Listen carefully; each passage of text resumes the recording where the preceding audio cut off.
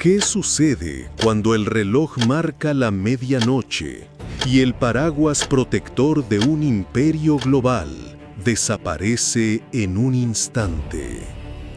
El 15 de mayo de 1948, el mundo fue testigo de un vacío de poder sin precedentes en la historia moderna del Medio Oriente.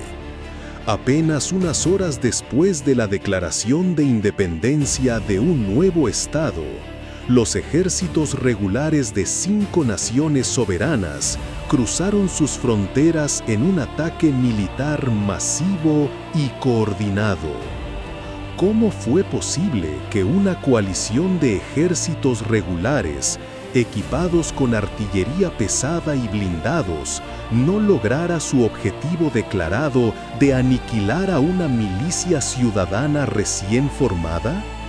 ¿Y qué oscuros secretos diplomáticos revelan los informes de inteligencia desclasificados de la Agencia Central de Inteligencia estadounidense sobre las verdaderas intenciones de los líderes involucrados? Hoy desentrañaremos el misterio de la invasión árabe de 1948. Aplicando una estricta lógica secuencial, analizaremos cómo el fin del mandato británico precipitó una colisión bélica que transformó un conflicto territorial en una crisis antropológica y geopolítica permanente. Bienvenidos a un análisis profundo donde la historia se cuenta exclusivamente a través de la evidencia documental.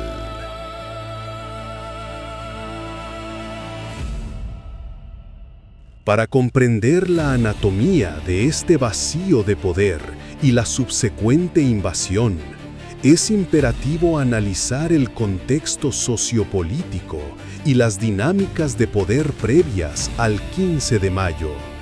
La semilla del conflicto bélico a gran escala se plantó formalmente el 29 de noviembre de 1947, cuando la Asamblea General de las Naciones Unidas adoptó la Resolución 181, recomendando la partición del mandato británico en 2 estados independientes, uno judío y uno árabe.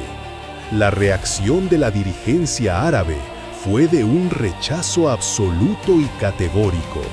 Jamal Husseini, portavoz del Alto Comité Árabe, había advertido a las Naciones Unidas antes de la votación que los árabes empaparían el suelo del país con la última gota de su sangre. Esta no fue una amenaza vacía. Los líderes religiosos de la Universidad de Al-Azhar en el Cairo llamaron inmediatamente al mundo musulmán a proclamar una guerra santa contra los judíos. El colapso del orden fue casi instantáneo. Entre el 30 de noviembre de 1947 y principios de febrero de 1948, cientos de árabes, judíos y británicos murieron en una espiral de violencia urbana y emboscadas en las carreteras. Sin embargo, el verdadero juego de ajedrez se estaba desarrollando en los pasillos de la diplomacia internacional y en los despachos de los servicios de inteligencia.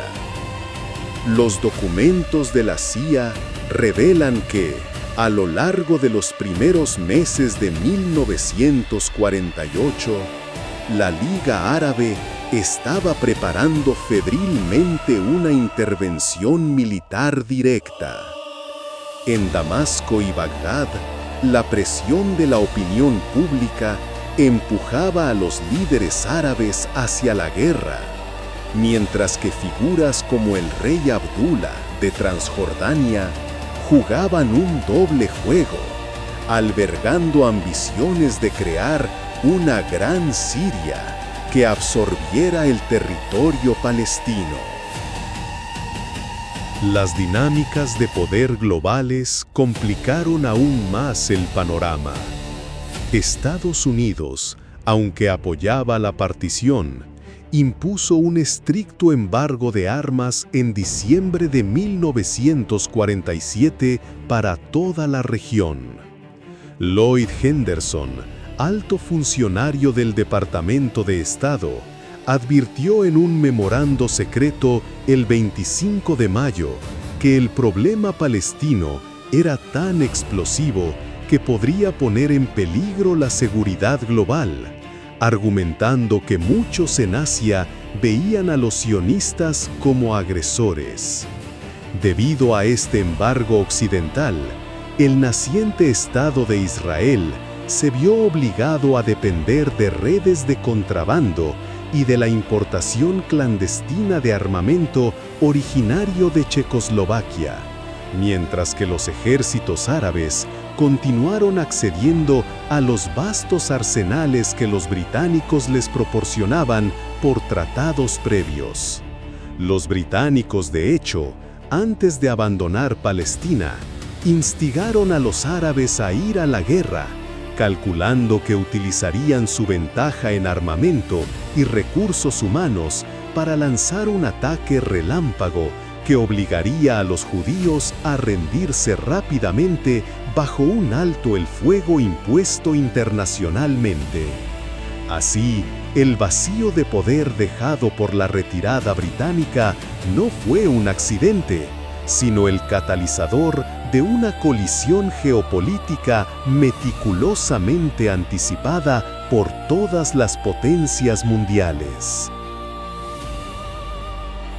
En abril de 1948, previendo el inminente vacío de poder, David Ben-Gurion presentó un informe exhaustivo al Consejo General Sionista en Tel Aviv.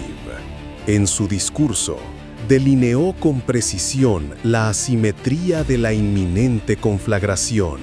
Señaló que miles de árabes extranjeros, muchos de ellos soldados y oficiales de ejércitos regulares, ya se habían infiltrado en el país desde Siria, Irak, Transjordania y Egipto. Ben-Gurion destacó una realidad geopolítica abrumadora. La proporción entre la población judía y la población árabe en la región era de aproximadamente 1 a 40.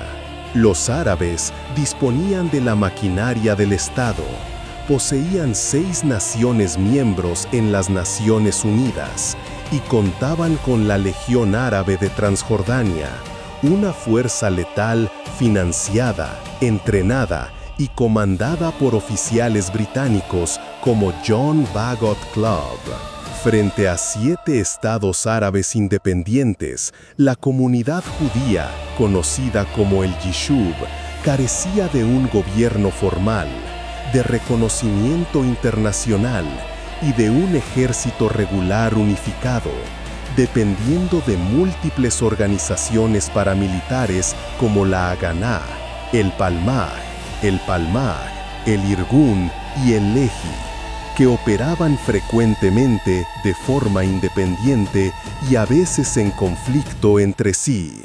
La lógica secuencial de los eventos indicaba que la desaparición de la autoridad mandataria británica dejaría a esta población judía aislada frente a una maquinaria bélica interestatal lista para invadir.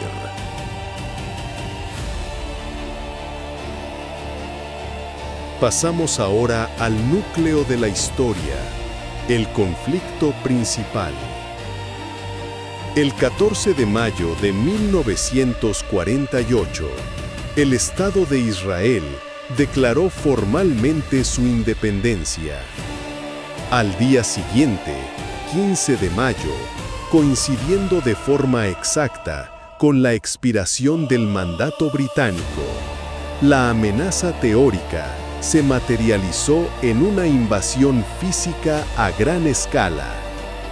Los ejércitos regulares de Egipto, Siria, Transjordania, Líbano e Irak cruzaron simultáneamente las fronteras hacia el territorio palestino, marcando el inicio de la Guerra de Independencia a nivel interestatal.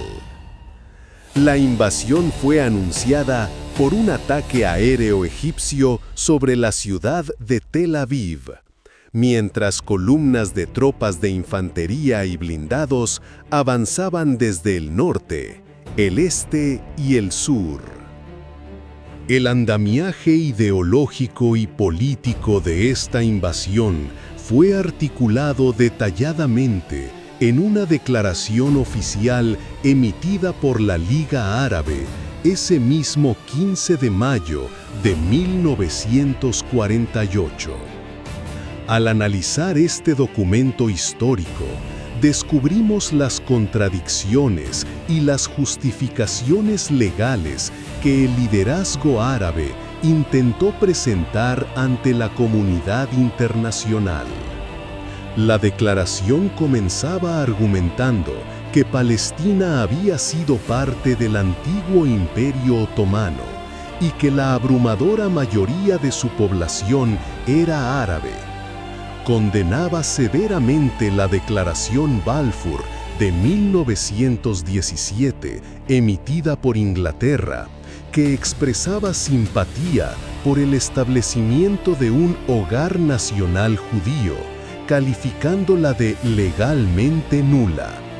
Además, la Liga Árabe acusaba a las fuerzas británicas de haber administrado Palestina de una manera que permitió a los judíos inundar el país con inmigrantes, excediendo la capacidad económica de absorción del territorio y despojando a los árabes de sus derechos inalienables.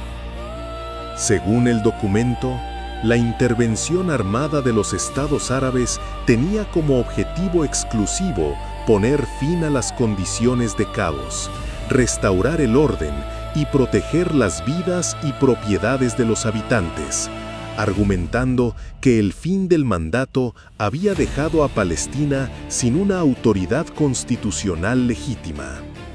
Afirmaban que la agresión sionista ya había provocado el éxodo de más de 250 000 de habitantes árabes palestinos. Sin embargo, la retórica interna de los líderes árabes revelaba intenciones mucho más oscuras y definitivas. Hassán Pasha, el secretario general de la Liga Árabe, declaró sin ambigüedades respecto a la invasión: será una guerra de aniquilación, será una masacre trascendental en la historia que será comentada como las masacres de los mongoles o las cruzadas. Por su parte, en agosto de 1948, Hassan al-Banna, fundador de la Hermandad Musulmana, proclamó ante la prensa estadounidense que los pueblos árabes empujarían a los judíos al mar y advirtió ominosamente que el 250 000 de judíos que vivían pacíficamente en países árabes y musulmanes se habían convertido abruptamente en una quinta columna, amenazando directamente la existencia de estas antiguas comunidades. En el frente de batalla, el análisis de los archivos de inteligencia muestra una discrepancia fascinante en los registros históricos respecto al equilibrio militar. La narrativa popular y las memorias institucionales a menudo enfatizan el mito de unos pocos judíos enfrentándose a multitudes incontables de soldados árabes. Sin embargo, un informe de evaluación de la CIA de julio de 1948 detallaba que las fuerzas árabes combatientes sumaban aproximadamente 46.800 efectivos, en comparación con los 97.800 combatientes movilizados por el Estado de Israel. El verdadero abismo no residía en el número de tropas de infantería, sino en la abrumadora superioridad árabe en términos de equipamiento militar pesado, artillería, fuerza aérea y capacidad naval. Israel, sometido al embargo estadounidense, tuvo que organizar frenéticamente a su población para resistir con armamento rudimentario e improvisado, convirtiendo comunidades agrícolas aisladas en verdaderas fortalezas de primera línea. Las redes de inteligencia, como la CIA estadounidense y el MI5 británico, observaban ansiosamente cómo se desarrollaba este desequilibrio armamentístico. Documentos desclasificados revelan que agencias como el MI5 comenzaron a rastrear activamente las redes de contrabando de armas judías en Europa y las operaciones diplomáticas encubiertas, temiendo que el conflicto afectara permanentemente los intereses estratégicos occidentales en el Medio Oriente y el suministro de petróleo. La Liga Árabe, por su parte, presionaba constantemente con la amenaza de imponer sanciones petroleras a los Estados Unidos si continuaban apoyando la partición de Palestina. Mientras tanto, el avance de las 5 columnas árabes obligaba al naciente ejército israelí a tapar fisuras defensivas de manera improvisada. El ejército libanés atacaba desde el norte.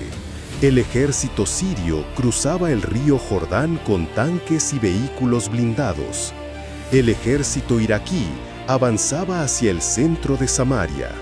La Legión Árabe de Transjordania apuntaba al corazón de Jerusalén y a las colinas de Judea, y el ejército egipcio marchaba por la costa sur hacia Tel Aviv y por el este hacia Beerseba.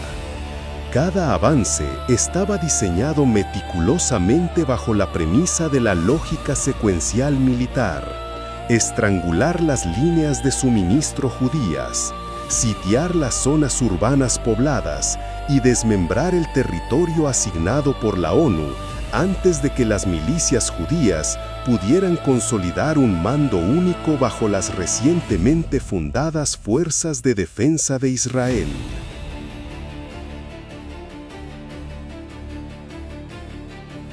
A pesar de las aplastantes ventajas estratégicas iniciales y de las expectativas británicas de una victoria árabe relámpago, la ofensiva generalizada se topó con un obstáculo antropológico y sociológico inesperado: la absoluta determinación de supervivencia de las comunidades judías bajo asedio.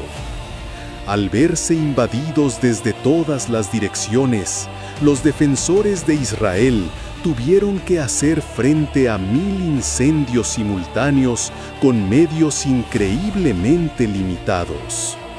La vanguardia de la defensa recayó en los kibutzim, asentamientos agrícolas aislados que, de la noche a la mañana, se transformaron en el escudo de un país entero. En el norte, en la batalla por Degania, el 20 de mayo de 1948, una columna de tanques sirios penetró el perímetro de la aldea. Sin embargo, 70 defensores lograron repeler a los blindados utilizando armamento ligero, cócteles Molotov e incluso cañones de 20 milímetros, logrando destruir un tanque Renault en combate cuerpo a cuerpo, el cual permanece hoy como un monumento histórico inamovible. Esta tenaz resistencia civil y paramilitar interrumpió el calendario bélico de los ejércitos invasores, otorgando un tiempo invaluable para que el ejército israelí se reorganizara, consolidara un mando unificado y comenzara a recibir armamento pesado desde Checoslovaquia. Aprovechando las treguas impuestas por las Naciones Unidas, como la mediada por el conde Folke Bernadotte, las fuerzas de defensa de Israel pasaron de una guerra defensiva desesperada a lanzar operaciones ofensivas fulminantes. Sin embargo, la mediación internacional trajo consigo sus propios conflictos agudos. El plan de Bernadotte, que sugería entregar el Negev y Jerusalén a los árabes y limitar severamente la inmigración judía, fue percibido como una amenaza existencial, culminando trágicamente en el asesinato del mediador sueco por extremistas judíos y forzando a Israel a desmantelar los grupos disidentes. La revelación principal de este conflicto es cómo el vacío de poder de mayo de 1948 no condujo a la aniquilación planeada, sino a la redefinición absoluta del mapa de Medio Oriente. La invasión árabe fracasó en su objetivo de destruir el naciente Estado judío. Por el contrario, tras agotar sus capacidades logísticas, los estados árabes se vieron forzados a firmar acuerdos de armisticio en 1949, estableciendo nuevas líneas de demarcación conocidas como la Línea Verde. Pero las consecuencias a largo plazo de esta colisión fueron devastadoras a nivel humano. El pánico de los combates urbanos generó un éxodo masivo, creando una crisis de refugiados sin precedentes. Documentos desclasificados de la policía británica detallan cómo, en ciudades como Haifa, fueron en gran medida los propios líderes árabes quienes promovieron la evacuación total de su población, prometiendo un retorno rápido tras la victoria de los ejércitos invasores. Un retorno que nunca se materializó. Al mismo tiempo, el conflicto desencadenó la persecución y expulsión masiva de cientos de miles de judíos de los países árabes y musulmanes, erradicando comunidades milenarias de lugares como Siria, Irak y Yemen, en cumplimiento de las crueles amenazas de líderes como Hassan al-Banna. Las profundas secuelas de aquel vacío de poder, la inmensa crisis de los refugiados, las fronteras disputadas y la enemistad interestatal petrificaron el conflicto y sembraron las semillas de todas las guerras posteriores en el Levante. En conclusión, la Guerra de Independencia de 1948 y la subsiguiente invasión árabe no pueden entenderse simplemente como un choque militar transitorio, sino como un evento tectónico que llenó un vacío de poder colonial, con el choque irreconciliable de dos imperativos nacionales. ¿Qué opinan ustedes sobre el papel que jugaron las potencias occidentales al promover el embargo de armas y permitir el avance de las fuerzas regulares árabes? Los invito a suscribirse al canal y apoyar este video con un me gusta, además de dejar sus argumentos en los comentarios para continuar este profundo debate histórico. Esto es parte de nuestra serie Génesis 1948, el crisol de Medio Oriente. Hasta el próximo capítulo en nuestro canal, Historia Judía, Evidencia y Verdad.